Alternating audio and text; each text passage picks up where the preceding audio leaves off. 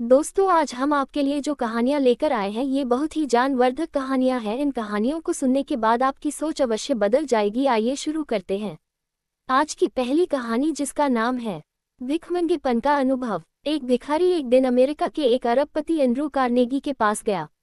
सुबह ही सुबह जाकर उसने बड़ा शोरगुल मचाया तो एंड्रू कार्नेगी खुद बाहर आया और उसने कहा कि इतना शोरगुल मचाते हो और भीख मांगनी हो तो वक्त से मांगने आओ। अभी सूरज भी नहीं निकला है, अभी मैं सो रहा था। उस भिखारी ने कहा, रुकिए, अगर मैं आपके व्यवसाय के संबंध में कोई सलाह दूं आपको अच्छा लगेगा। एंड्रू कार्नेगी ने कहा कि बिल्कुल अच्छा नहीं लगेगा। तुम सलाह दे भी क्या सकते हो मेरे व्यवसाय के संबंध में? तुम्हारा कोई अनुभव नहीं है। उस भिखारी ने कहा, आप ही सलाह मत दें, आपको भी कोई अनुभव नहीं है। जब तक हम उत्पात न करें तब तक कोई नहीं देता। वक्त से आने पर आपसे मिलना ही मुश्किल था। सेक्रेटरी होता, पहरेदार होते। अभी बेवक्त आया हूं तो सीधा आपसे मिलना हो गया। सलाह आप मुझको मत दें, मेरा पुराना धंधा है और बबौती है। बाप व दादे भी यही करते रहे हैं। एंड्रू कार्नेगी ने अपने संस्मरणों में लिखा है कि मैं खुश हुआ उस आदमी की बात से। मैंने उससे कहा कि तुम क्या चाहते हो? उस आदमी ने कहा कि मैं ऐसे मुफ्त कभी किसी से कुछ लेता नहीं। मैं कोई भिखारी नहीं हूँ, लेकिन एक काम मैं कर सकता हूँ जो आप नहीं कर सकते, और अगर कुछ दाव पर लगाने की इच्छा हो तो बोलिए। एंड्रू कार्नेगी ने लिखा है कि मुझे भी रस लगा कि वह क्या कह रहा है। कौन सा काम है जो वह कर सकता है और मैं नहीं कर सकता? तो मैंने उससे कहा, अच्छा, $100 दाव पर। वह कौन सा काम है? उसने कहा कि मैं एक सर्टिफिकेट ला सकता हूँ कि मैं भिखारी हूँ, पर आप सर्टिफिकेट नहीं ला सकते। एंड्रू कार्नेगी ने अपने संस्मरण में लिखा है, $100 मैंने उसे दिए, लेकिन फिर मैं सोचता रहा कि सर्टिफिकेट मैं ला सकूं या न ला सकूं, भिखारी तो मैं भी हूं। अरबों रुपए मेरे पास हैं, इससे क्या फर्क पड़ता है? भीख तो जारी है अभी भी, मांग तो जारी है अभी भी, मैं खोज तो रहा ही हूं। कोई मुझे सर्टिफिकेट नहीं देगा, क्योंकि अगर मैं भिखारी हूं तो इस जगत में कोई भी समृद्ध नहीं है। 10 अरब रुपए एंड्रू कार्नेगी छोकर मरा है, पर उसने लिखा है कि भिखारी तो मैं हूं। उस आदमी ने बात तो ठीक ही कही है, क्योंकि अभी भी मेरी मांग है, आकांक्षा है। मेरा भिक्षा का पात्र अभी भी हाथ में है। अभी भी मुझे कुछ मिल जाए तो मैं सब खोने को तैयार हूँ, कुछ मिल जाए तो अपने को और लगाने को तैयार हूँ।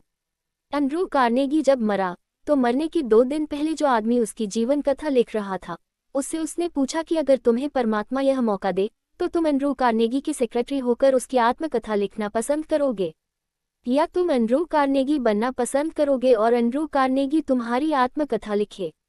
तो उस सेक्रेटरी ने कहा, क्षमा करें, आप बुरा न माने, एंड्रू कार्नेगी बनना मैं कभी पसंद नहीं करूंगा। मैं ठीक हूं कि आपकी आत्मकथा लिख रहा हूं। तो एंड्रू कार्नेगी ने कहा, इसका क्या कारण है? तो उसने कहा कि देखें, मैं आता हूं 11 बजे, 5 बजे मेरी छुट्टी हो जाती है। आपके दफ्तर के क्लर्क आते हैं 10 बजे, 5 बजे उनकी छुट्टी हो जाती है।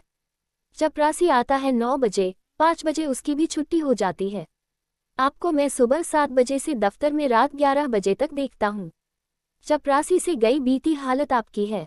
एंड्रू कार्नेगी भगवान मुझे कभी न बनाए, वह मैं नहीं होना चाहता। एंड्रू कार्नेगी ठीक ही कह रहा है कि मैं भी भिखारी तो हूँ ही।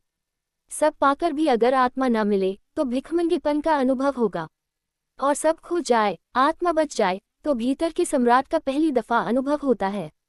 अगली कहानी है पिता की प्रार्थना। एक बार पिता और पुत्र जलमार्ग से यात्रा करते समय रास्ता भटक कर एक टापू पर पहुंच गए।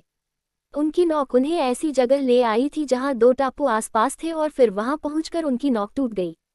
परिस्थितियों से चिंतित होकर पिता ने पुत्र से कहा, लगता है हम दोनों का अंतिम समय निकट आ गया है। यहाँ तो दूर दूर तक कोई सहारा नहीं दिख रहा है, तो क्यों न हम ईश्वर से प्रार्थना करें। उन्होंने दोनों टापू आपस में बांट लिए, एक पर पिता और एक पर पुत्र, और दोनों अलग अलग टापू पर ईश्वर की प्रार्थना करने लगे। पुत्र ने ईश्वर से कहा, हे भगवान, इस टापू पर पेड़ पौधे उग जाए जिसके फल फूल से हम अपनी भूख मिटा सकें। ईश्वर ने उसकी प्रार्थना अविलंब सुनी।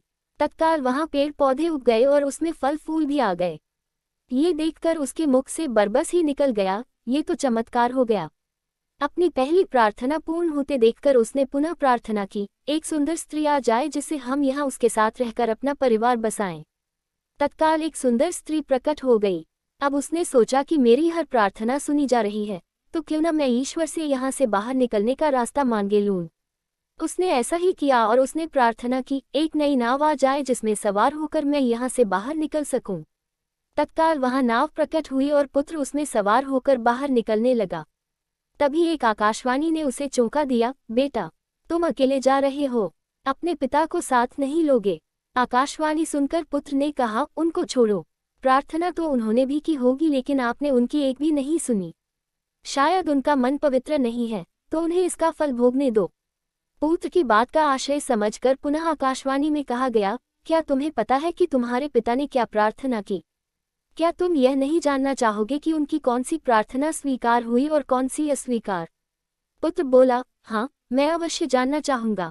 आकाशवाणी में कहा गया, तो सुनो, तुम्हारे पिता ने एक ही प्रार्थना की, हे भगवान, मेरा बेटा आपसे जो मांगे उसे दे देना, और इस प्रकार आज तुम्हें जो कुछ तुम्हें मिल रहा है उन्हीं की प्रार्थना का परिणाम है।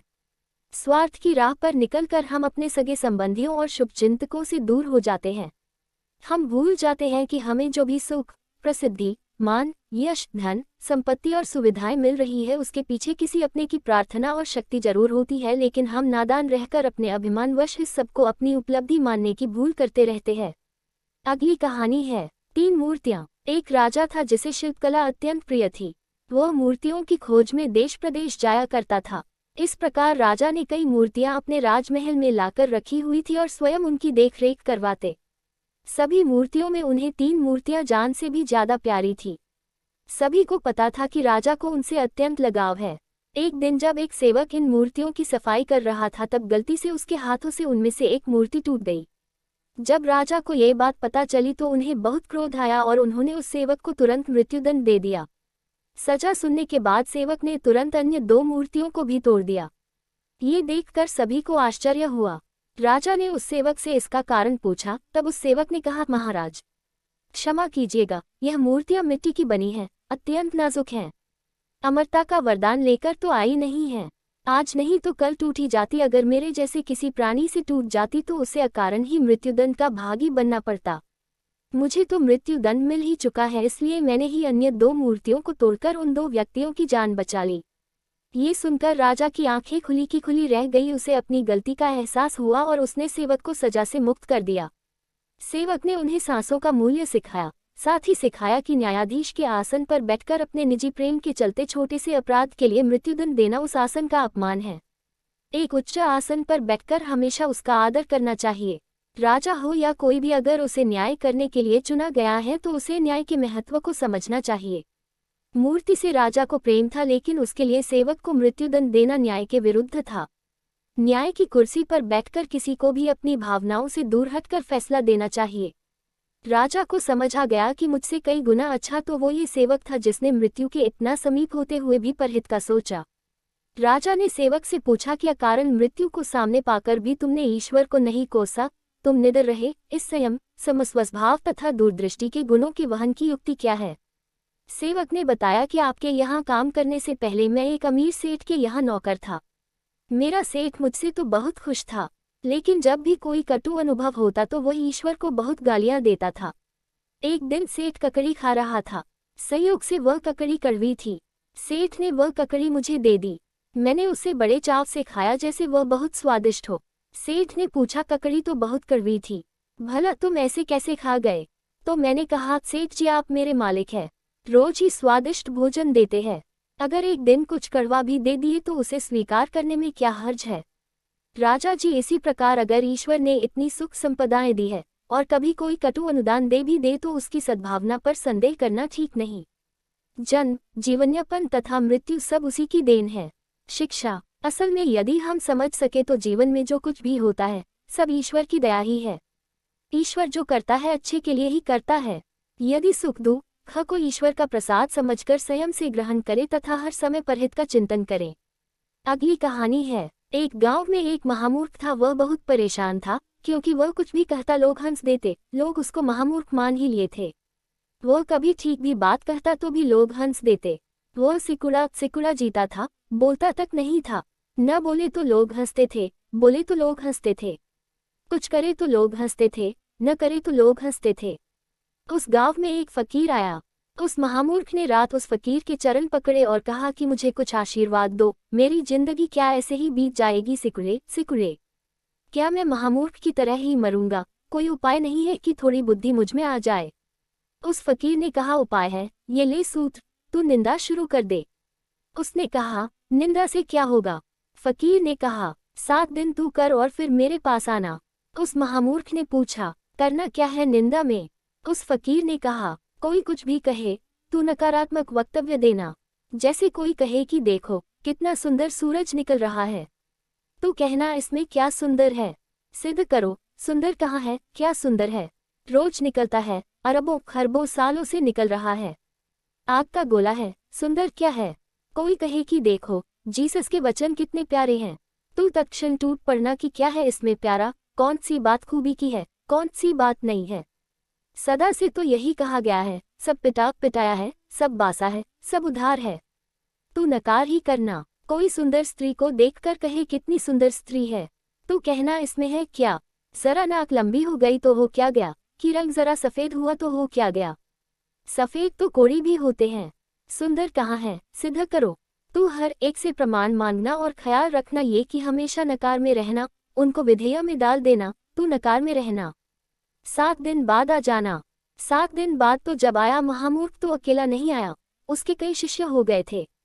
वो आगे आगे आ रहा था, फूल मालाएं उसके गले में डली थीं, बैग बाजे बज रहे थे। उसने फकीर से कहा कि तरकीब काम कर गई। गांव में एकदम सन्नाटा खींच गया है, जहां निकल जाता हूं लोग सिर नीचा कर लेते हैं। लोगों में खबर पहुंच गई है कि मैं महामेधावी हूं, मेरे सामने कोई जीत नहीं सकता। अब आगे क्या करना है?